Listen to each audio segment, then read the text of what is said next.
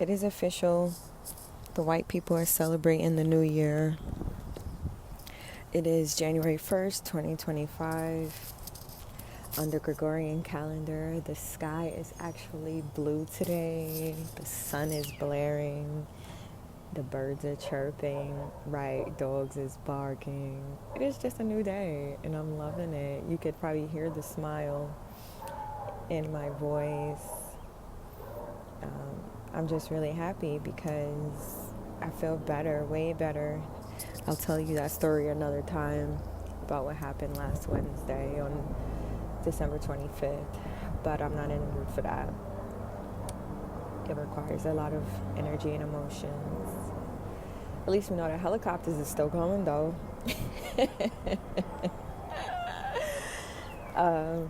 So if you do celebrate, hey, it's a new Gregorian year, 2025. I pray that whatever it is that you're seeking deep within your soul, that it is met, it is well, it is done. Also, I know y'all saw the news. They already starting. You want to be started something? Got to be started something. Like, I was just watching War of Worlds last weekend. Probably the weekend before the Christmas holiday.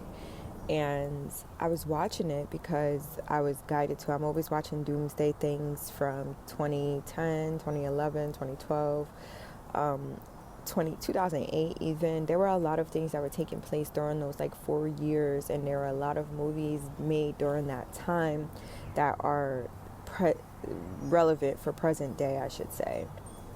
And I think that there was a alleged terrorist attack in New Orleans on New Year's Eve. Then there were 4 lightning strikes over major landmarks on the East Coast in New York and DC. I think that's highly significant for what is about to take place in this Gregorian year. It is a golden year for the chosen ones.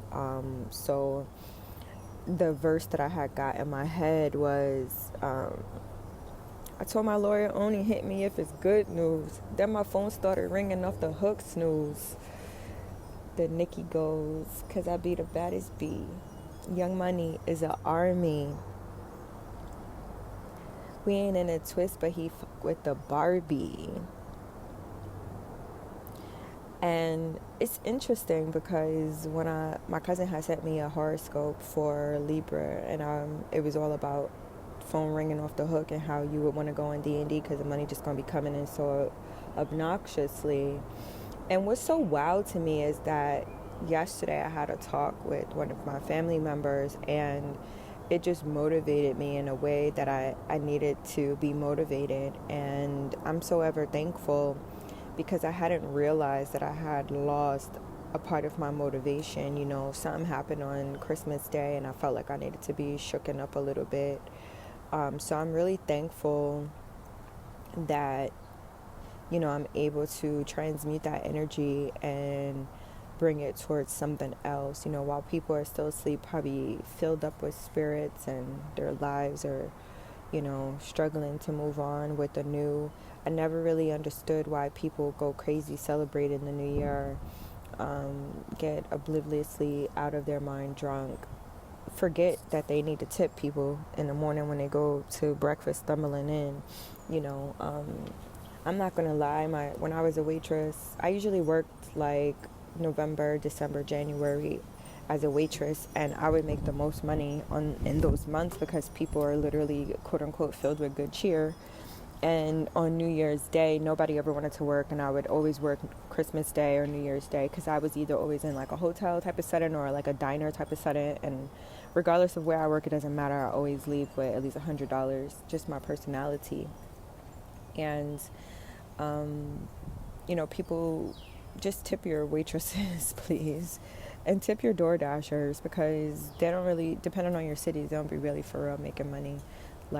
They're bringing their food to you. At least do a minimum of $5. I always do a minimum of $5, even if I'm just getting a couple gallons of water. whatever the case may be, just tip a minimum and just stick to it regardless of the total, because gas ain't cheap either. I was watching Lioness again because I needed to, and right, just missed some gems. You sometimes it's worth going back to rewatch things, just like I was talking about War of Worlds, in order for you to get the message. They always say, like, the first time you watch it, you almost watch it from a different eye lens. You watch it for entertainment purposes, or you're listening, just to kind of receive what the overall message is about. But if you like something and you felt like you needed to go back because you may have missed something, then you go back and take notes, that second time. It's really important for us to do those types of things and practice good habits.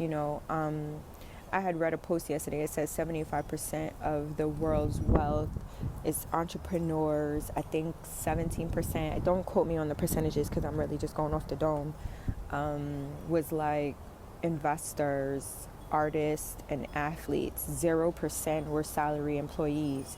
And I loved seeing that and I love sharing these types of things with my following, or my community, I should say. I hate the word following.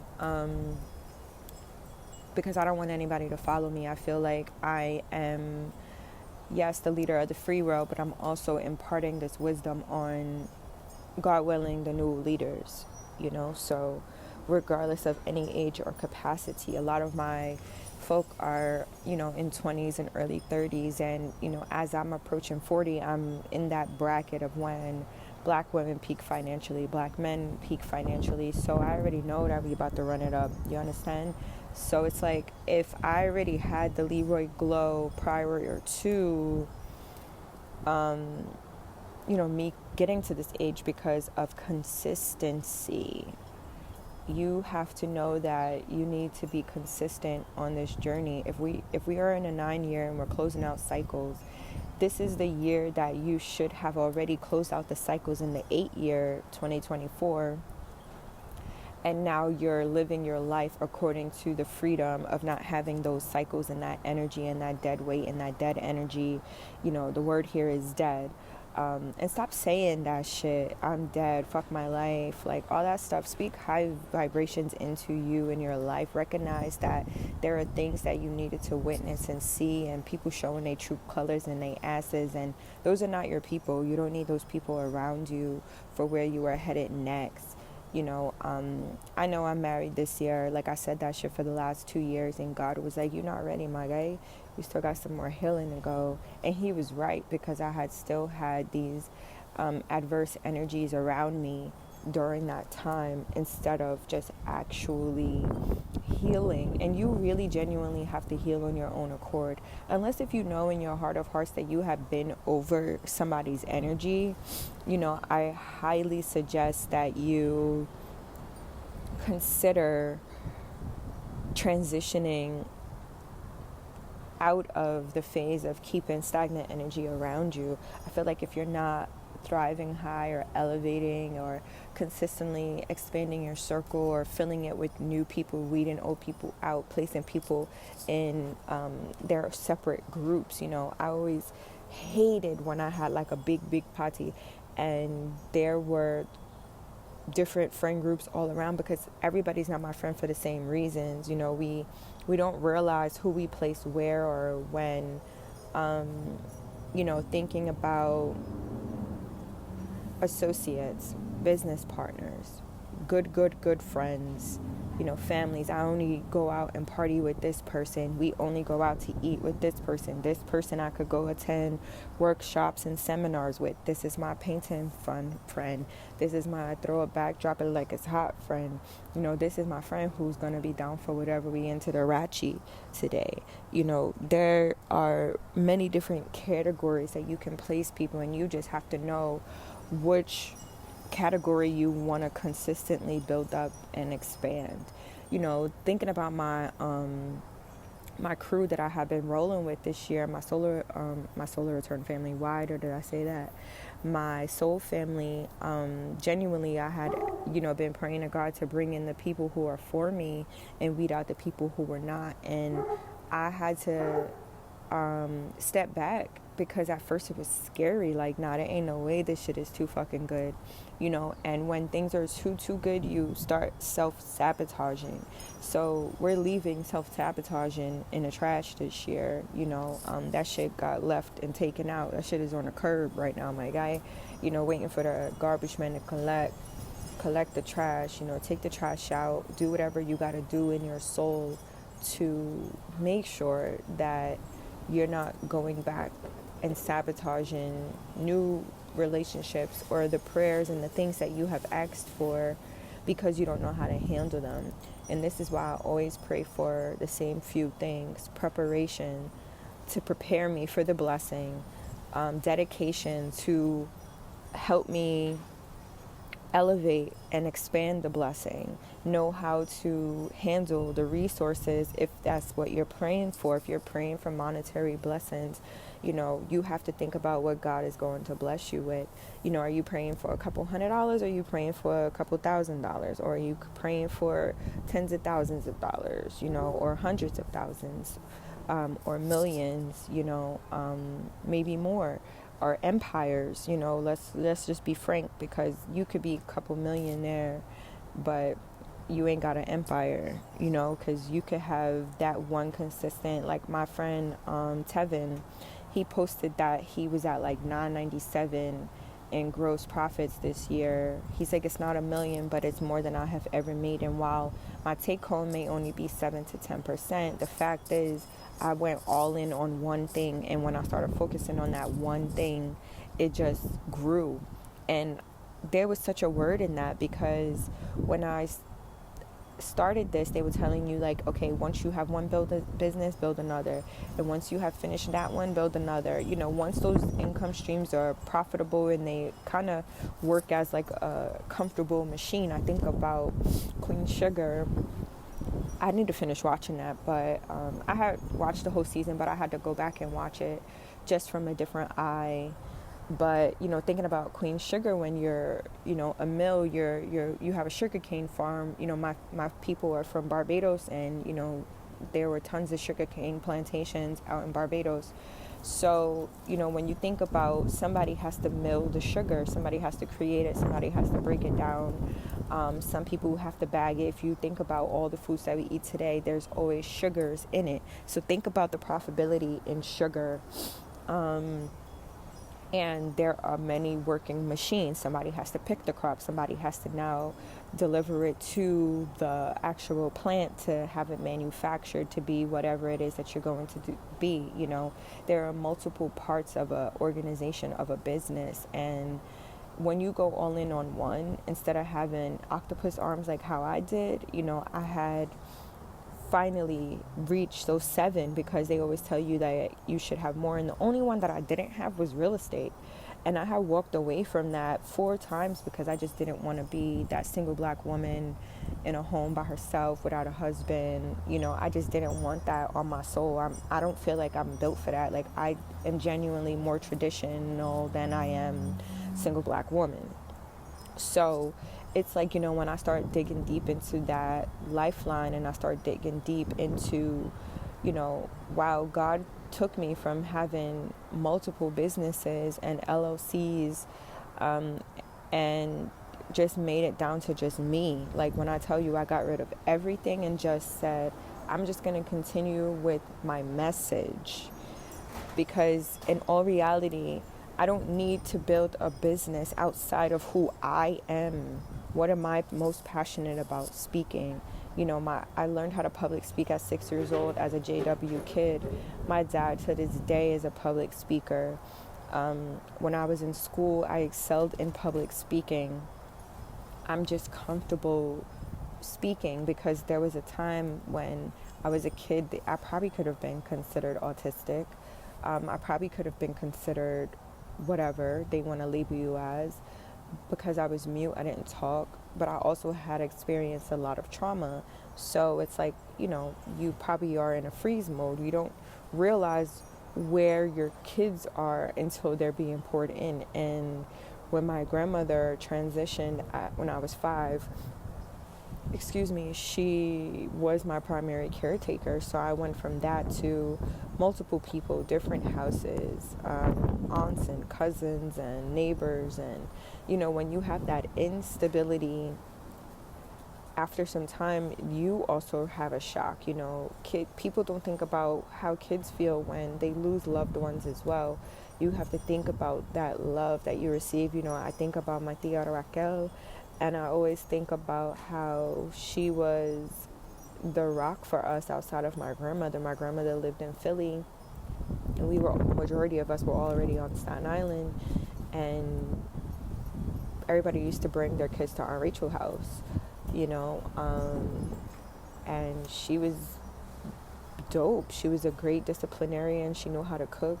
She knew how to, like I said, discipline. She knew how to love. She would hug us and make us laugh. She was just high, vibrant, Libra motherfucking gang energy. You hear me, dog? So it's like you have to think about those matriarchs. And this is why I keep emphasizing the fact that you really have to put down these octopus arms and become domesticated, because so many black women don't want to be strong. So many black women are unprotected. So many black women are just ready to, like, yo, if the man say the word, I'm out. You know, I'm ready to give up the ranks and just pull up and just give my husband whatever he needs. And I'm just like, a lot of women want that, but they haven't even done the work to get there. They still operated in toxic patterns and habits from being single so long. And it's going to take a lot of work. And unfortunately, there is no safe space for them to put down the octopus arms. There's no man, and I'll specifically say black man, melanated man, for those who like to go a little bit outside of their black men, who will continue to just say, hey, I want to take care of my black woman. She's a queen. She don't got to work. I'll take care of your burdens. People always talking about the 50-50 bullshit. And I'm like, bro, y'all keep using women's salaries, and then y'all be offended when she make $40,000-$50,000 more than you, possibly even $100,000 more than you, because she's more educated than you at this point in time. You know, black women are the most educated species on the fucking planet, next to an Indian engineer. Do you understand? Asian engineer. We are the most educated. If you go to Atlanta, forget about it. The most educated. You know, so we are a threat to human society. If Babylon is crumbling, and I pray it does, the first thing that people need to know how to do is barter. The first thing that people need to know how to do is cook, plant. You know, I love herb because I could put a marijuana seed in the soil and that shit gonna grow. You know what I mean? I can't do that with some perks. I can't do that with some whatever. I don't know. I don't do other drugs. Like I said, if that shit don't grow in the soil, it's not coming in my body. And you know, you have to recognize that women are natural nurturers. This is why they can make things grow. You know, this is why we need to consistently pour into our mates and pour into our black men. I seen the dumbest comment under a post with Eve and her husband, Max. It showed like a before and after when they first started dating in 2014 and what they look like in 2024. And they both look young and vibrant. And now they look bored and mature. And some black guy under the comments was like, damn, she aged him 20 years. And I'm like, did she? We don't know what the fuck is happening. This guy is a billionaire. Why does she have to contribute to him aging? Why can't his genes just be trash?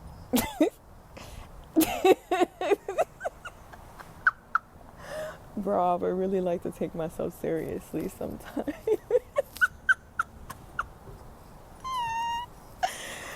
This is my life. But yeah, it's wild out here, you know. And there were a lot of black men or even white men in the comments like, oh, you know, black women are waking up all around the world. And I'm like, what are we waking up to? Our colonizers?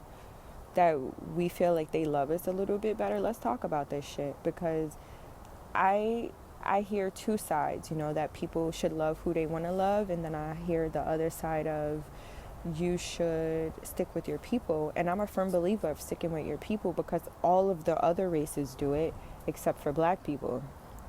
And it's because we're so hurt that we don't even know how to pour into one another without mirroring one another. But I tell you, and I'll say it again, Venus retrograde is coming around March, April. The twins and the people who are supposed to be together will unite. And now you will really start seeing those mirrors. But it's going to be beautiful because both parties have done the work. Both parties have done the work, the healing work, the liberation work, pouring into themselves. And then again, there are just some things that you cannot heal by yourself. It takes another person, so if I'm not saying like you should only date in your race, but you should only date in your race. Let's keep our bloodline strong. These non-melanated Caucasus white people know that their bloodline is trash and they're going to burn up with the sun, and the only way that they're going to survive is if they get with a melanated man. So, I'm going to shout out my RBG crew, and some white chick come with the Donald Trump white fist. Like, nobody asked you to come up on this fucking post, first off, and this is the wrong post. But then I started thinking about it while I was brushing my teeth. I said, oh, she trying to get her some back dang. She trying to get the black eggplant because she know her days are numbered. This sun is hot, hot, hot, and it's sky blue out right now, no chemtrails. Bro, it's gonna be hot. Do you know how many times I smelled something in the air between 2 and 4 a.m.? They are spraying while you sleeping. There is energy hitting the planet while you are asleep. I said this a couple of days ago in another video. It's about to be wild out here. And y'all not prepared for it. I still know y'all not prepared for it because y'all too scared. You cannot be cowardly when we are fighting a spiritual war. You have to know how to fight. The only way I fight is with my mouth. Your tongue can be sharp as a two-edged sword.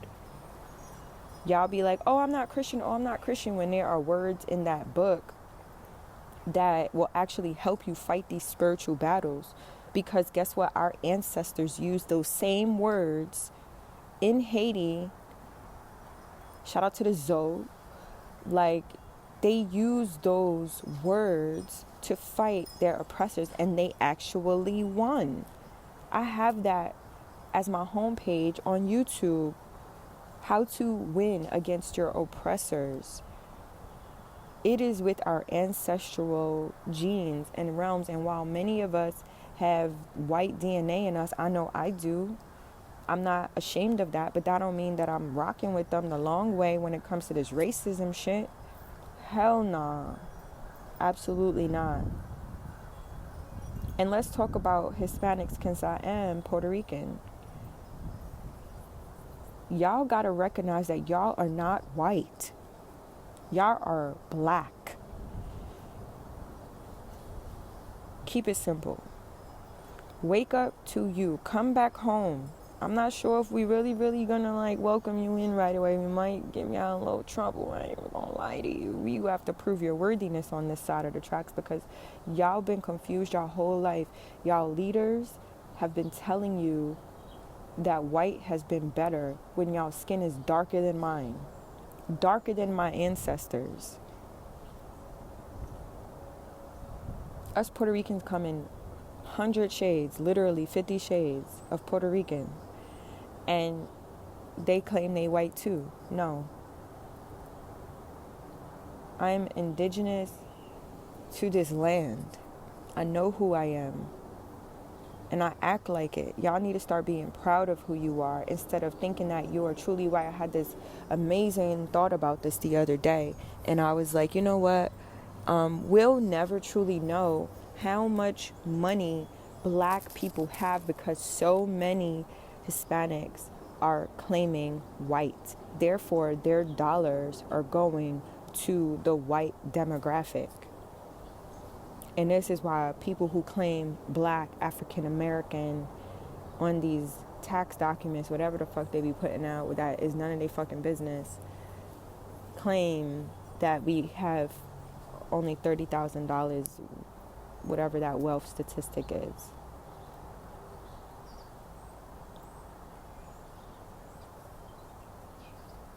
That is a problem. Come home. Come home to your people, because I'm tired of going around to these countries and, we are seeking asylum as black people in America. None of us want to leave, but in all reality, we probably would have to at some point. And I hope that everybody go to Africa or to the Caribbean islands where they actually came from and feel the warmth of these places and know that you're home. I felt home in DR.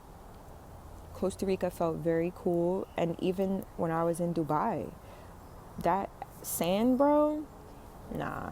I was in the middle of the desert and felt safe. I walked around the streets of Dubai by myself. I traveled there solo, everything solo. And I was just like, whatever, I'm out here. We out here. We closer to the motherland. I felt close to the motherland. You hear me? Travel more. Get out of your comfort zone. Travel if you cannot obtain a passport for your felony reasons, because some of y'all is really ratchet out here. Travel local. Get in your car and drive. Be careful of the sundown towns, but get in your car and drive. Don't stop till you get to your destination. That was always my MO. Visit black towns. Visit local cities.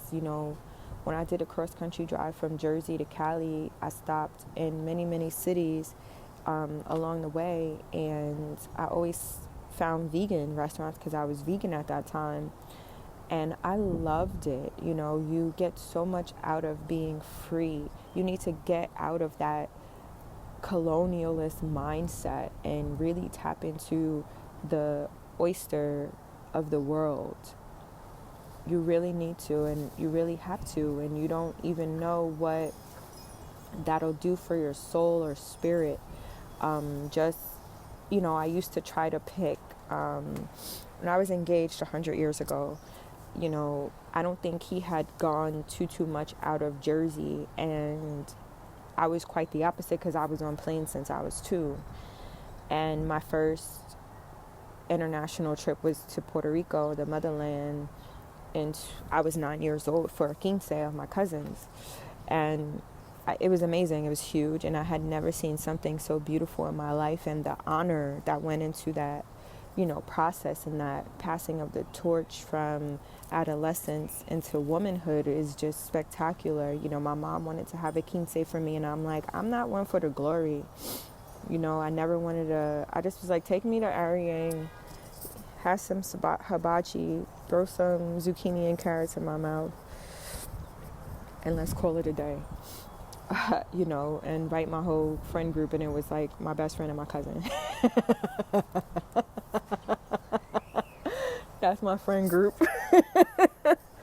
You know what I mean? Like, sometimes you have to think about these things and how, me putting him on a surprise trip to Maryland. We went to Bethesda.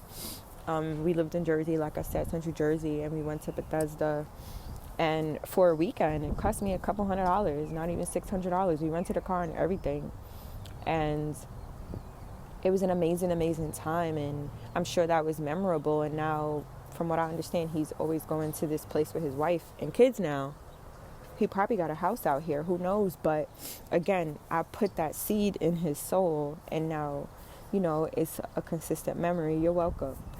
And we were never afraid to drive. My mom drove us once from New York to Ohio to pick up my cousin and his mother, and we drove to Disney World down in Florida. It took us 2 days to get there, and when we got there, we were there for like a week or 5 days. I don't remember, but that shit was also a vibe. My mother was never afraid to hop in the car and do what she needed, to create memorable memories. I'm not saying she was the best parent, but she did her due diligence by showing me the world. That was her version of love, acts of service. That's also something that we need to consider. Make sure you take your 5 love languages test. Think about, what does that do for your soul? Do you know what your love language is? So now when you're being a smart, intentional adult dating a intentional person of your choice, you now know what your love language is, and that's easily something that you can express. Every new decade I take this exam, or however often that I decide to take it, and sometimes my gifts change, but that's based upon the healing, because they say what your love language is what you've lacked as a child. So depending on what you lacked as a child will show up in your 5 love languages test. And like I said, over time, those things change because maybe you healed some of those wounds. There's a book called Attached, and it teaches you about your attachment style. Also very fruitful. My dad, I had asked him to read the 5 love languages book. Gary Chapman is the author. And he was like, these are the only 2 books that you need, is the Bible and the 5 love languages. And, with him saying that, it kind of made me think about the 3 things that you really need in the world: law, mathematics, and science. If you have those 3 things and if you understand it, you'll be able to do whatever you want. And that's why it's really important for us to continue to pour into our children right now while you can. We cannot afford to be single parents any longer in the Black and brown community. I won't say brown community because most Hispanic people are married. But the Black family is crumbling, and that's exactly what they want. And there aren't very many people who are doing anything to combat that. They are jumping ship and going, to other races, when you can only confide in your race of people, not human race of people, but the people who look like you, because you understand one another's struggle. I love how I always say, I could go anywhere in the continental United States or even the world, truth be told. I'll say certain things, do certain things. They know what I'm talking about. I don't have to change anything. Oh, where are you from? The States? You look like you're from the States, or South Africa. That's always what I get, 100% anytime I'm abroad. And I'll be like, yeah, I'm from the States. Where are you from? Where are you born? I'm like, New York City. New York? Oh my God, I always want to go there. Now I got a whole ass conversation with a rando that I've never met but look like me. And now they stalk me on Instagram. You would be a good wife. My family would love you. I know. Back up. What animal is this? This is a cat, I think, maybe. Good morning. What? No, you didn't just run by my coffee cup. This is not your litter box.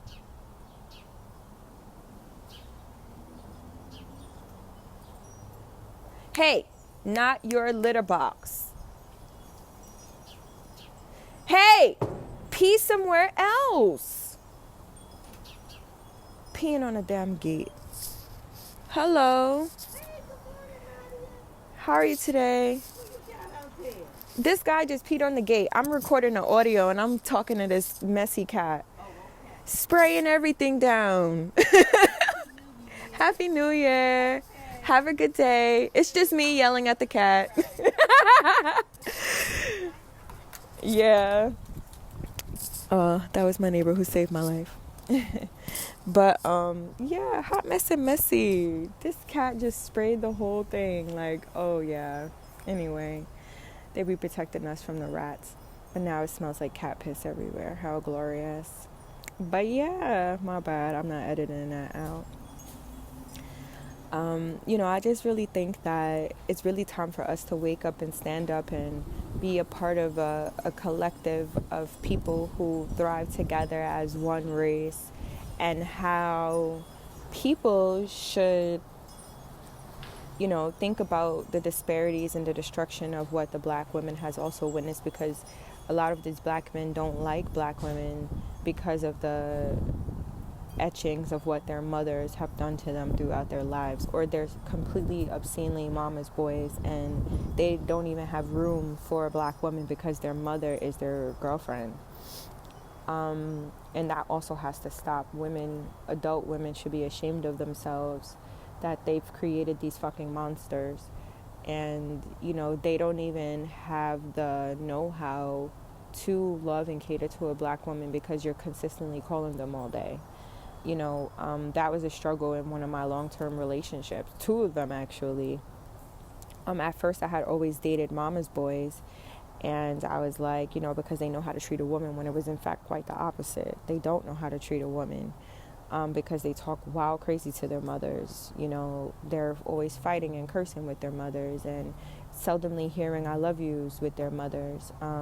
But they embrace this toxicity because they think it's a form of love. And then when they have somebody like me come into their lives who actually shows them true divine goddess love, they run and they cheat and they steal and they do all of this other shit except everything that they're supposed to do because they don't know how.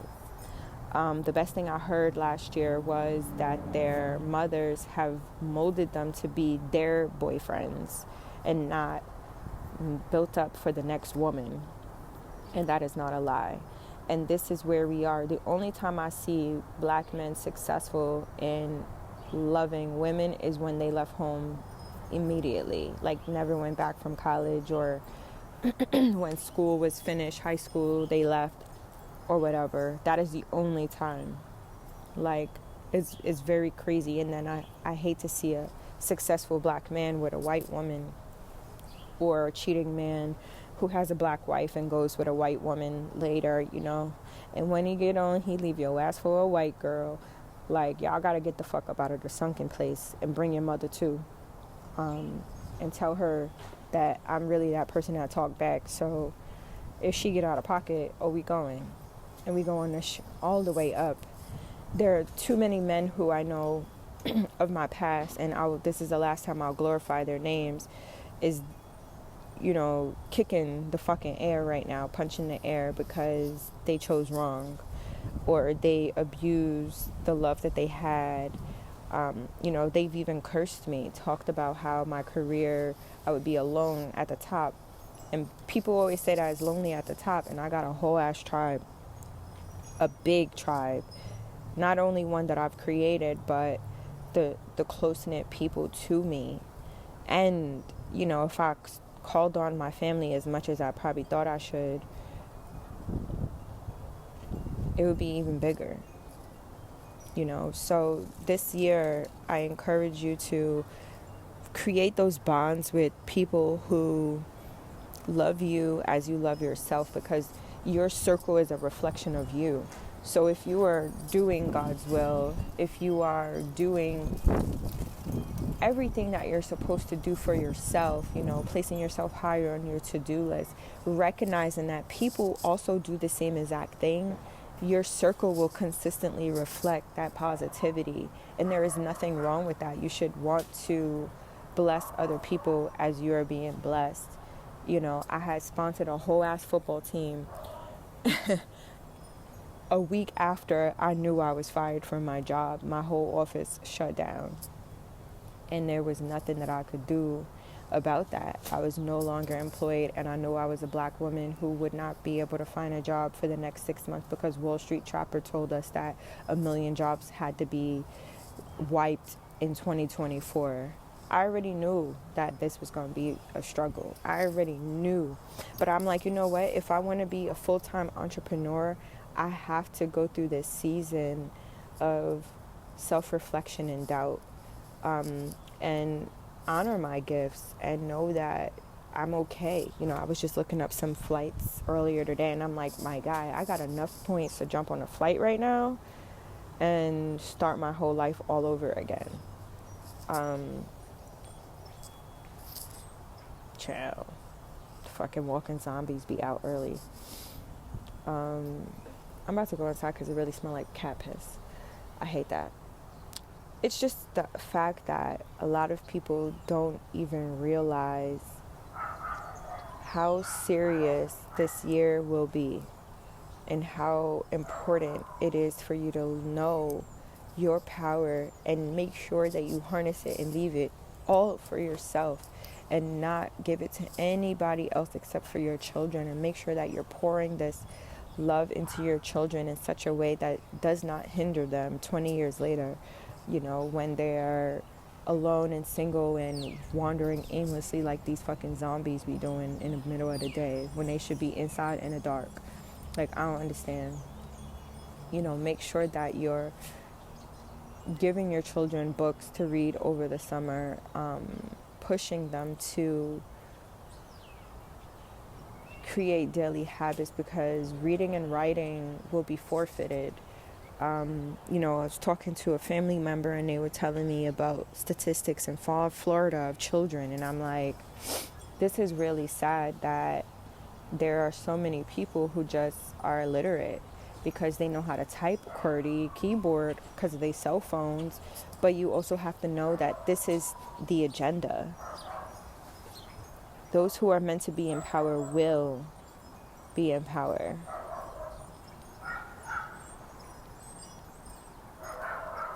They attacking a zombie. It's wild funny. Yo, the sky is blue today and the sun is blaring outside. It's almost as if it's the calm before the storm. But before the dogs get a little bit more rowdier, I just heard them yelling back. That's mad funny. I'm out of here. I gotta go make a cup of coffee and go make me some collard greens and black eyed peas. Okay. Look, the zombie got a stroller now. I'm weak. Peace. Oh, I ain't even tell y'all to become free as fuck. I'm pretty sure you know the agenda already. Okay.